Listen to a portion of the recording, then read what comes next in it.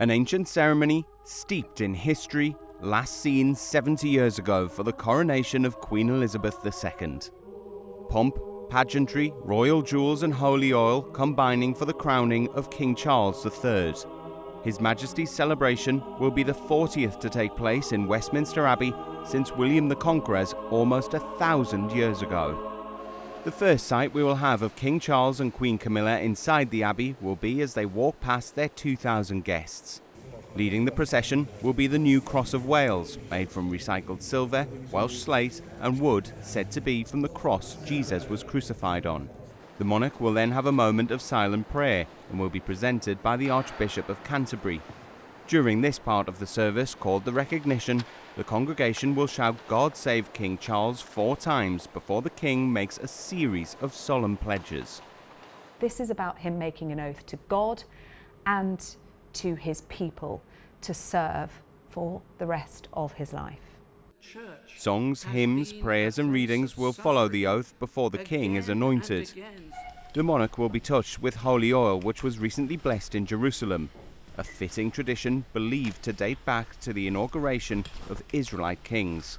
The holy oil, the chrism, which has been consecrated, is poured into a spoon, very old item of regalia, and the Archbishop of Canterbury takes the oil and anoints the monarch in 3 different places.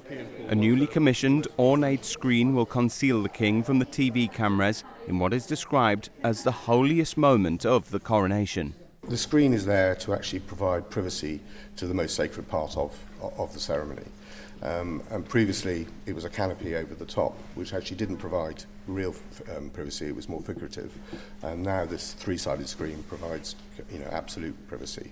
Next up is the investiture, where King Charles is dressed in ceremonial clothing and presented with the priceless crown jewels, including the orb, 2 sceptres and a sword.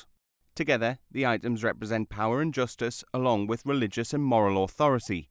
The Archbishop will then place an almost £5 show-stopping crown on the king's head, made of solid gold and 444 jewels and gemstones. The moment of crowning will use the St Edward's crown, and that is only used for that one moment in the coronation to be placed on the king's head. That is not the crown that he will leave Westminster Abbey in, and we will not see him wear it again. When he leaves Westminster Abbey, he will be wearing the imperial state crown. This is much more familiar to people. You will have seen it on the top of the Queen's coffin.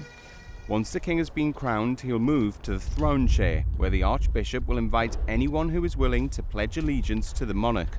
Then it is Queen Camilla's turn to be anointed and crowned in a slimmed-down ceremony of her own.